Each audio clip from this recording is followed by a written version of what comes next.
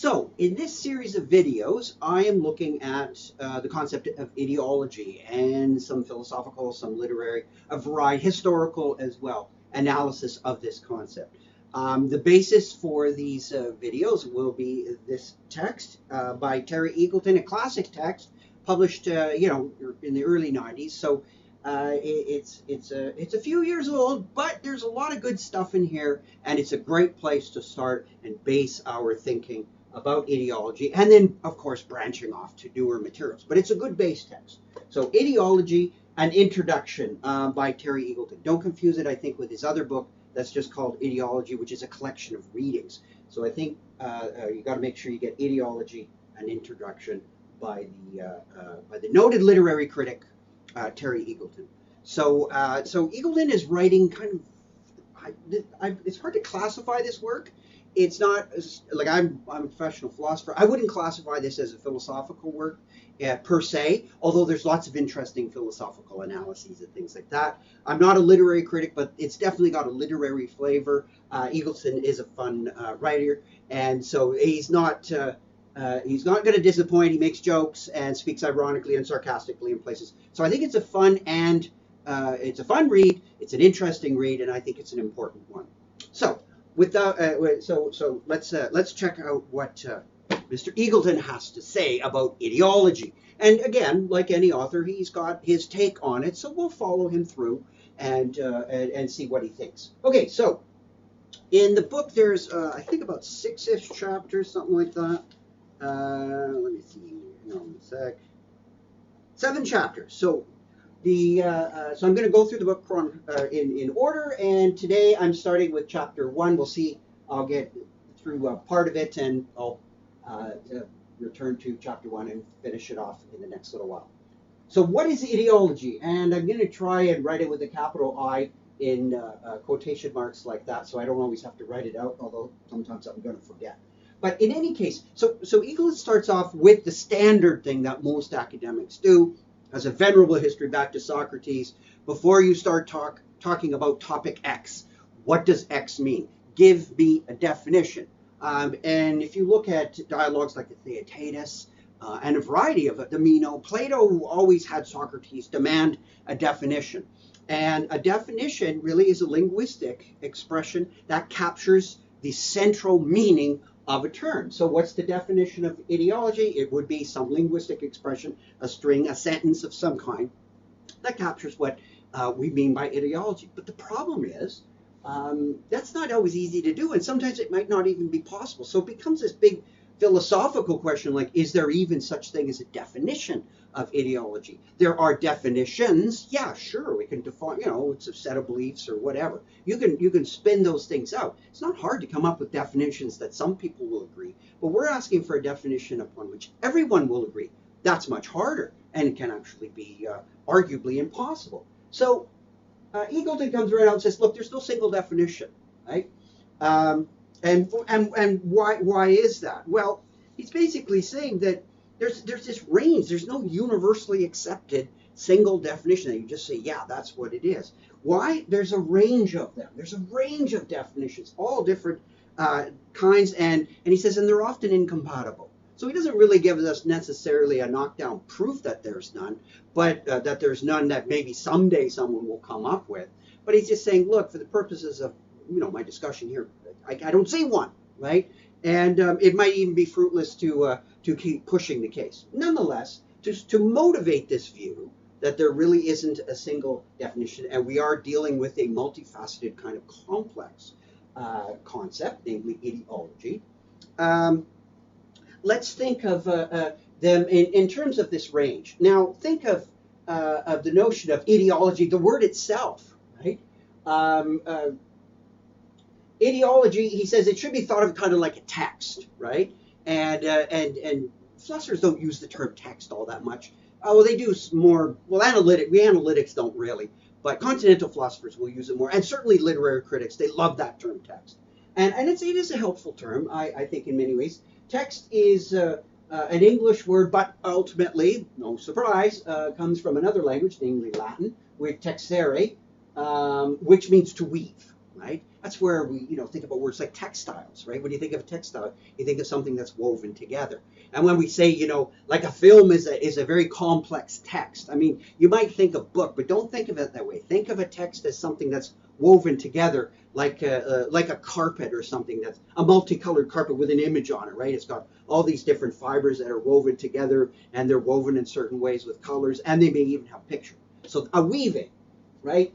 So think of ideology like in the sense of as a kind of a weave of meanings with no invariant, nothing, no single meaning that runs through the whole thing. It's all these meanings that are woven together. All right, so again, he doesn't argue for it, but he wants to give a bit of a motivation for this claim, which, that the ideology should be thought of as a weave of meaning with no invariant.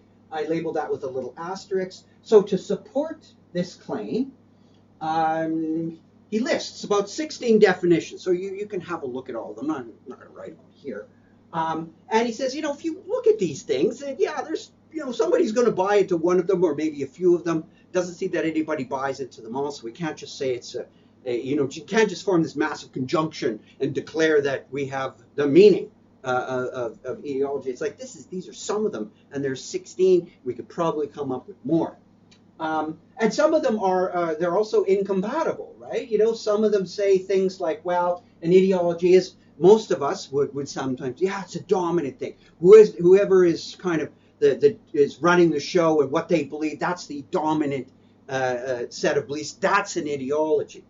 Well, fine, you might want to say that, but some people say, well, look, there's lots of groups that we would call ideological, but they don't run the place. They might be little small places of groups of like-minded individuals that we would call ideological, and maybe they're seeking power, right? We wouldn't say that a group that has a hardcore set of beliefs and they're using all means to get their beliefs into becoming some sort of political orthodoxy. Oh no, they're not ideological until they actually assume power. Then they become ideological.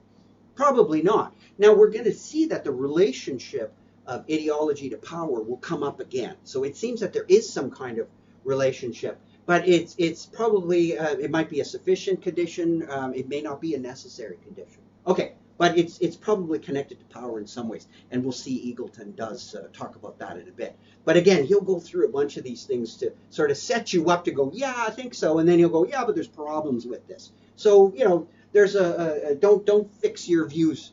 Don't become too ideological about the question of ideology too fast, because there's a lot more to come in this book.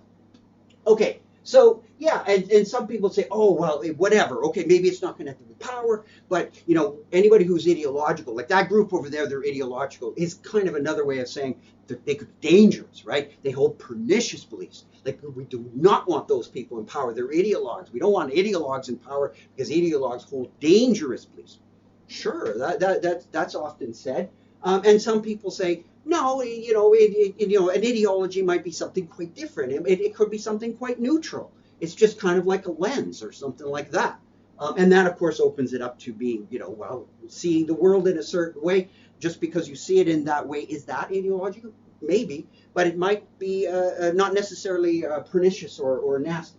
And then, of course, as Eagleton points out, throws in a little joke, of one thing that we can all agree on is, we always say, well, whatever, being ideological or subscribing to an ideology, I certainly don't. That's, as he makes the joke, that's for everyone else. Everyone else is an ideologue, right? And that's a very kind of standard reaction that humans have based on our little egos about things, right? Everyone else lacks common sense.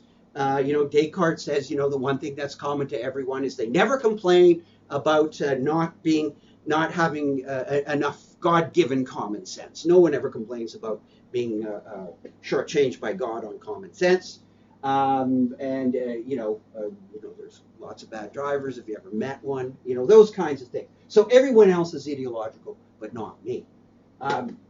Okay, so then he digs a little bit deeper here and says, okay, let's look a little bit at sort of the history of studying ideology, right? Because, again, this book comes out in the 90s, but certainly the study of ideology is old, right? And in many ways, if you really have a broad definition, of ideology. You could go back and say like people in like Plato and Socrates were concerned about ideological kind of beliefs, with Plato trying to find a way to become open to to having a special kind of insight into good that would get you around all kinds of prejudices, get you out of that cave, right? That was one of the key things in the Republic, was you want to be liberated from the cave and stop looking at the images on the wall. Those are illusions, right? And to go out into the great sunlight of being, and lit by the main concept of the good. So Plato too could be said to be concerned about getting out of the grips of maybe an ideology or some kind of belief system. Okay, so if we think about sort of this tradition, according to Eagleton, now not all his critics agree with this, but Eagleton says, there's this sort of a key distinction that runs through the tradition of studying ideology, and he largely takes it starting with Marx. He doesn't really go way back, but which is fine, and we'll follow him in that. There's this distinction which he says between the epistemological and the sociological. This kind of bone of contention, as he calls it, and so let's look just a little bit at this, in case you're not familiar. Well, epistemological, fancy word. You don't really encounter it too often outside of philosophy courses, and philosophy courses, particularly the ones that deal with issues of knowledge, study of knowledge. So epistemological, the first part, epistem, is episteme, which is an old ancient Greek word. You find that a lot in Aristotle and Plato. They were always worried about what is it. Aristotle was, people, what exactly is an episteme? Well, it is largely translated as knowledge. So what does it mean to have knowledge, right? As opposed to belief, right? Like, not that you just believe something, but when you say, I know. Because we often will say to someone, well, yeah, I know you believe that it's going to rain tomorrow, but how do you know it's going to rain tomorrow? And we think that belief is something kind of like a mental state, but knowledge is something stronger than you just happen to think it, right? You can bring some in, you can justify it. So knowledge, it's very complex to try and define it. That too has a large tradition in philosophy, but knowledge is something stronger than belief. Right? It involves some sort of belief and what? Well, it's hard to say, but usually it's some kind of justification. Because you say, I believe something. How do you know that? Oh, I justify my belief this way. I heard it I saw it on YouTube. That's probably not the best justification. Ironic that I'm saying that as I'm on YouTube. But, I read it in a professional science journal. Oh, okay, that's a little bit better of a justification. So knowledge is part of it. And then logos. Sometimes hear that a lot, it's right out of the beginning, in the New Testament with John, in the beginning, there was the word, the logos, right? That's sometimes translated as word, but it's often translated as kind of like reason or study, and that's where we get the logical from logos. And so reason or study, so you put it all together and you get a study of knowledge.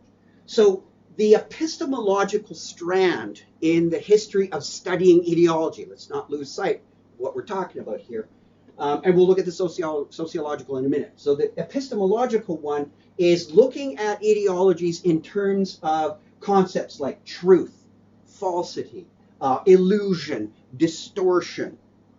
So these are, to study ideologies in this way is you're looking at how they help or hinder us with our knowledge, right, of the world, right? So they're kind of like knowledge and systems of representation, or attempts at representing, or attempts at ways of giving us knowledge of the world and how they maybe give us truth. So then you got to start discussing what truth is and what falsity is, and illusion, distortion. But there is this notion, because if someone's talking about illusion and distortions, somewhere in their presuppositions, it's going to be, well, there is such a thing as the truth. If you can have a distortion of something, there has to be that something without distortion. Maybe you don't know exactly what it is, but you're presupposing that there is a possibility of there being an undistorted perception of something, even if we can't get it. Because I could say, yeah, everything's a distortion, but I'd be kind of caught on a little bit of a paradox if I admitted that even my claim that everything is a distortion is a distortion. So in other words, somewhere there has to be some notion of stability, that there is sort of a set of neutral facts or whatever that could ground this idea of truth and the distortion, falsity, and all that stuff. So when you're looking at ideologies from that angle, you're doing kind of an epistemological study of them. So who's doing that? Well, Hegel is like that. So a little earlier, Hegel is, you can think of as the precursor. Well, he's a great figure in his own right in the history of philosophy. Read him at your peril. He's very difficult, but very worthwhile and very interesting. Marx is a reaction to Hegel, right? Simply, there's that old cliche that Marx says, I stood Hegel on his head, and that's how I'm doing philosophy. But we'll look at Marx a little later in some detail, and we'll talk a little bit about Hegel as well. So Hegel, Marx, George Lukács, and later Marxism are kind of concerned with this. But these aren't watertight. We're not doing physics and we're not doing math here. We're doing sort of historical studies and conceptual studies. So, Marx is kind of on this side as well, which brings me to the sociological thing. How, if you're doing a sociological analysis of ideology, you're not so much worried about the truth and illusion and all that stuff. Not really. You're just trying to figure out how the ideas that you're calling ideological, how did they actually function in society?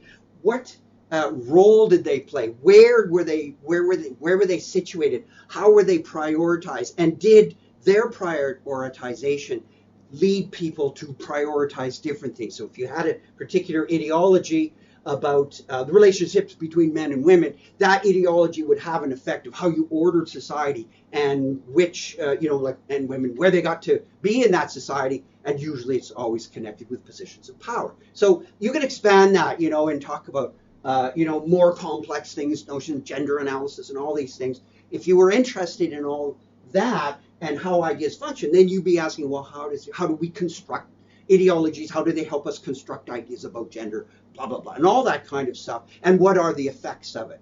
And you might not ever talk about truth and falsity, like what is the world really like independently of these sociological constructions. You might just say, look, I'm not doing that. I'm just talking about the roles that things play. And then you're kind of in with Foucault and the gang. They tend to be more interested in that. They don't, they even sometimes will say, well, truth is a constructed notion. It's a product of an ideology as well. Okay, so I would say, dare I say, this is kind of more the traditional philosophical line, and this is more of a sociological analysis, which is, somewhat skeptical of these traditional views. Okay. So but again, it's not watertight, because a lot of thinkers, they slide back and forth a lot on this stuff. Okay, so not watertight. Keep that in mind. So, just take it as sort of a guiding thing. And not everybody agrees with laying this out the way Eagleton does. But we'll look more at that later. But just to get an idea of what Eagleton's up to. Okay, so he says now another way to get a handle on ideology is to kind of bring it down from the academic heavens, or bring it up from the academic hell, whatever metaphor you like, and look at it from an everyday, like the everyday view of ideology, right? What's that? Well, how does it go? Something like this. In everyday language, saying something like, oh, you're being ideological when you say that, right? If you ever, if you're sitting in a bar or a pub or whatever, someone accuses somebody of being ideological, and it's not sort of this high-powered conversation, but we just use it. It's just an ideology. Those people, think about in politics. They're just all a bunch of ideologues over there. They're just trapped in their ideology. Trapped, tunnel vision, full of stereotypes. So this notion in the everyday sense is something like, when I say you're ideological when you say X, what I'm really saying is something like, you're judging things through a very narrow framework of ideas. You got this tunnel vision, or as Eagleton says, you're kind of squinting at the world. Why? Because your ideology puts these kind of almost blinders on you, kind of like, like it sort of polarizes your view of the world, right? It only lets certain things in, maybe there's like little tiny glasses and you're squinting at the world.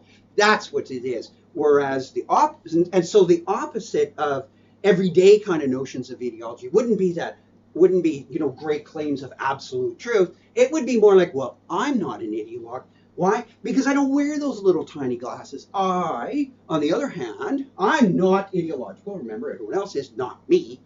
So the saying goes. The opposite to that ideological thing in this everyday sense would be, I'm just open. I'm open, right? But wait a second. You know, when you really think about it, how can you be really open? If you're like Plato worried about this too, like you can't be completely open because you wouldn't know what to think. You couldn't even recognize stuff. Or I have no preconceived notions when I walk into a room. Well, then I wheel a chair up in front of you. You'd look at me and go, I don't know what that is, right? You'd be like, come on, you know it's a chair. You walked in here with that in your head and you can recognize stuff. And then you would then maybe you'd be open to whether or not it's a nice looking chair or whatever, but you probably wouldn't be open to the idea of it being a chair or that you're in a room. So you're walking in with lots of preconceived notions. So this idea of, you know, I'm the open one, well, yeah, maybe to a certain degree. It might be something like, it's not possible to be open, but maybe we could twist it a little bit, tweak it a little bit, that really the ideological person in the everyday sense is not someone who has preconceived notions per se, because we all do, but it would be someone who, let's say, holds them very strictly, right? It's not necessarily that it's a system or even a kind of a fixed system, but it's they hold on to them. They won't budge. No matter what you say, they won't budge on it. Like, so if you produce arguments, good arguments, still won't budge. Maybe that's an ideological notion. So someone holds these views and they don't care what you say. Well, that's not bad. But of course, as Eagleton points out, you know, I might be someone who, my dentist says to me, brush and floss daily, right? And I would agree, and you can't convince me to stop brushing and flossing daily. Am I an ideologue about, am I being ideological about oral hygiene? That seems a little odd. But definitely I've got a fixed set of beliefs about it, a fixed practice. It leads me to how I think about my oral hygiene in a certain way and what I think is a good thing. But it might be silly to say that I'm an ideologue about it because it's like, yeah, I'm just doing my own thing, brushing my teeth. So, but if all of a sudden I became elected and I was supreme ruler of Canada with an iron fist and I could say, if you don't brush and floss daily, you'll get in trouble with the law. The only way to stay out of trouble with the law, or maybe new dental benefits. If we can show that you're not brushing and flossing daily, they don't apply to you. You're out on your own. So these could have severe political ramifications. Oh, you don't have the money and you didn't brush and floss. Well, too bad for you. You'll have to endure the pain of ill oral health. So you might say, oh, okay, so maybe it's not the beliefs. It's not them being held rigidly. Maybe it's going back to that somehow notion up here about power. And so if you wish to stay out of trouble, you brush and floss daily. That might be kind of an ideologue or an ideology about of oral hygiene. So it somehow has a reference to power. Okay, so now Eagleton's going to pick up on this and go, okay, what kind of a reference to power? How this is going to work, we're not sure yet. So he's just going through a number of these things. He hasn't settled on anything, but he's taking us through all the ideas that surround the notion of ideology. So in the next video, stay tuned for that, we will look at this issue of ideology and power.